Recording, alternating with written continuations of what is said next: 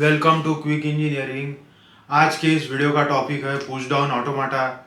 तो इस वीडियो में हम देखेंगे पुश डाउन ऑटोमाटा क्या है, उसकी ज़रूरत क्यों है हमें, और डिफरेंस क्या है फाइनाइट ऑटोमाटा और पुश डाउन ऑटोमाटा। तो चलो स्टार्ट करते हैं पुश डाउन ऑटोमाटा। सपोज एक लैंग्वेज है L is equal to a raise to n b raise to n where n is greater than equal to 1। अगर यहाँ पे आप देखोगे n की वैल्यू एक है तो स्ट्रिंग आएगा ए बी, एन की value 2, N double A double B, N की value 3, triple A triple B, N की वैल्यू 4 है तो 4 टाइम्स ए 4 टाइम्स बी। तो यानी यहाँ पे चाहिए इक्वल नंबर ऑफ ए और इक्वल नंबर ऑफ बी। लेकिन अगर आप फाइनाइट ऑटोमाटा देखोगे तो फाइनाइट ऑटोमाटा का एक सबसे बड़ा डिसएडवांटेज है कि वो नंबर ऑफ स्ट्रिंग याद नहीं रख सकता, यानी ये इंश्योर नहीं कर सकता फाइनाइट ऑटोमाटा की यहाँ पे इक्वल नंबर ऑफ ए और इक्वल नंबर ऑफ बी चाहिए, उसमें कोई मेमोरी मैकेनिज्म नहीं है। तो इसीलिए यहाँ पे आता है पुश डाउन ऑटोमाटा।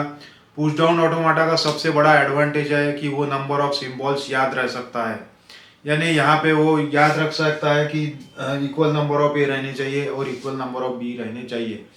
तो वो कैसे याद रखेगा? तो पुश डाउन ऑटोमाटा में रहता है स्टैक। पुश डाउन ऑटोमाटा में रहता है स्टैक। सपोज वो क्या पुश डाउन ऑटोमाटा क्या करता है, सपोज एक इनपुट सिंबल रीड किया तो उसके करस्पॉन्डिंग स्टैक में कुछ ऑपरेशन करता है। तो स्टैक में 3 तरह के ऑपरेशन होते हैं। पुश यानी सिंबल इंसर्ट करना, पॉप यानी सिंबल को रिमूव करना, एंड पीप यानी नो ऑपरेशन। तो चलो देखते हैं पुश डाउन ऑटोमाटा का स्ट्रक्चर।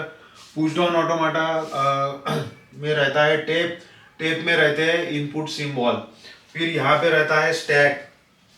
तो बाय डिफॉल्ट स्टैक में सिंबल रहता है Z0 जिसे कहा जाता है इनिशियल स्टैक सिंबल, और ये रहता है हेड।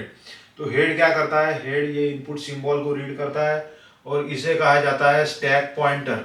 तो स्टैक पॉइंटर क्या करता है, जैसे कोई हेड एक इनपुट सिंबल रीड करेगा तो स्टैक पॉइंटर अप डाउन या नो ऑपरेशन परफॉर्म करेगा। तो यहाँ पे इस तरह से पुश डाउन ऑटोमाटा काम करता है। तो अब हम इसको ट्रेस करेंगे कि नंबर ऑफ ए और नंबर ऑफ बी इक्वल कैसे रहेंगे। तो यहाँ पे देखिए बाय डिफॉल्ट स्टैक पॉइंटर रहेगा Z0 पे। हमें ये इंश्योर करना है कि इक्वल नंबर ऑफ ए और इक्वल नंबर ऑफ बी चाहिए। तो हम क्या करेंगे, जब भी कोई ए आएगा तो कुछ हम स्टैक में इंसर्ट करेंगे, और जब भी कोई बी आएगा तो स्टैक से रिमूव करेंगे। और बाय एट द एंड यहाँ पे रहता है इप्सिलॉन। तो चलो स्टार्ट करते हैं। By default suppose A read किया तो स्टैक में जाएगा R, तो स्टैक पॉइंटर यहाँ पे आ जाएगा। फिर से नेक्स्ट ए है तो स्टैक पॉइंटर यहाँ पे आ जाएगा। इनपुट सिंबल इंसर्ट किया R, फिर से एक सिंबल इंसर्ट किया, यहाँ स्टैक पॉइंट यहाँ पे आ जाएगा हेड, और यहाँ पे आ जाएगा स्टैक पॉइंटर।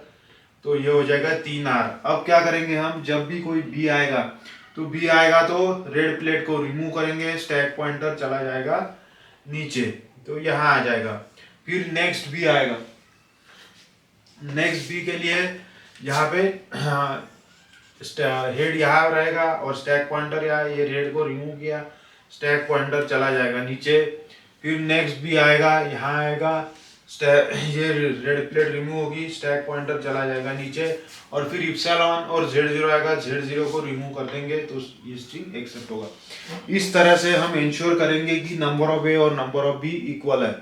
तो स्टैक एक बहुत बड़ा एडवांटेज है पुश डाउन ऑटोमाटा में, जो फाइनाइट ऑटोमाटा में नहीं है। Finite automata number of symbol remember नहीं कर सकता है, लेकिन पुश डाउन ऑटोमाटा में वो पॉसिबल है थ्रू स्टैक। ये बहुत बड़ा डिसएडवांटेज है, इसलिए पुश डाउन ऑटोमाटा बहुत पावरफुल है as compare to finite ऑटोमाटा।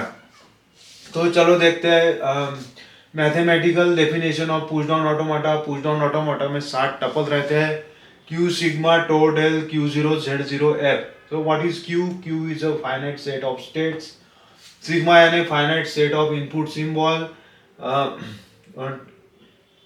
Q sigma tau यानी finite set of stack symbol। Stack में जो भी सिंबल यहाँ पे हमने रेड प्लेट इंसर्ट की। डेल यानी ट्रांजिशन फंक्शन, Q0 यानी इनिशियल स्टेट, Z0 यानी जो इनिशियल स्टैक रहता है।